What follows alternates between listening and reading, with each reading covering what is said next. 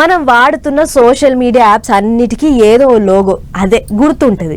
ఇక అది చూడంగానే వాట్సాప్ దా, ఫేస్బుక్ దా, ట్విట్టర్ దా, లేకుంటే ఇంకేదన్నా అని ఎమ్మటే గుర్తుపడతారు జనాలు. ఒక ముక్కలు చెప్పాలంటే యాప్లకు గుర్తింపు తెచ్చినయేగా లోగోలు. గట్ల బగ్గ పేరుకెక్కిన ఓ యాప్ లోగోను ఏలం పాటేసిర్రట. మరి ఎంత కమ్ముడు పోయింది, ఏందా లోగో అనేది మనం కూడా ఒక్కసారి చూసొద్దాం పారి. మొత్తానికి పిట్ట అమ్ముడు పోయిందుల్లో. అగ్గ ఏం పిట్ట ఏందని దీర్ఘాలు తీయకుర్రి.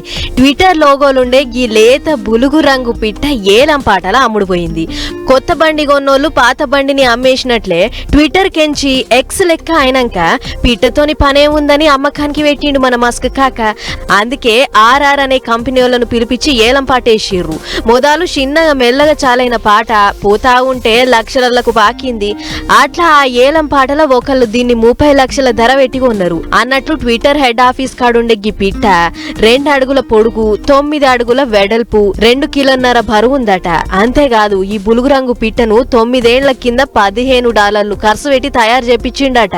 అయితే ఓ 3 ఏళ్ల కింద ట్విట్టర్ అనే ఉండే, గుర్తు కూడా ఈ పిట్టనే ఉండే. కానీ మస్క్ కాక ఈ కంపెనీ కొన్న తర్వాత పాత కంపెనీ గుర్తులు ఏవోటి ఉండాలి అని ఈ పిట్ట గుర్తుకు ఏలం పడబెట్టిండట. ఈ ఎక్స్ ను ఎంతమంది గుర్తుపడుతుర్రో ఏం పాడవు గాని ఇప్పటికే ఈ బులుగు రంగు పిట్ట అవపడితే మాత్రం ఇది పక్క ట్విట్టరే అన్నట్లు ఉన్నది. అట్లనే దీనికి మస్తు ఫ్యాన్ బేస్ కూడా ఉంది. ఏదేమైనా వచ్చిన గిఫ్ట్లను నాయకులు, పెట్టుకున్న గడియారాలను హీరోలు, ఆడిన పాట వస్తువులను ఆటగాళ్లు ఏలం పాట ఏంగా చూసినాం గాని గిట్ల ఓ కంపెనీ లోగో కూడా ఏలం పాట వేసుడే గిదే శివ అంట.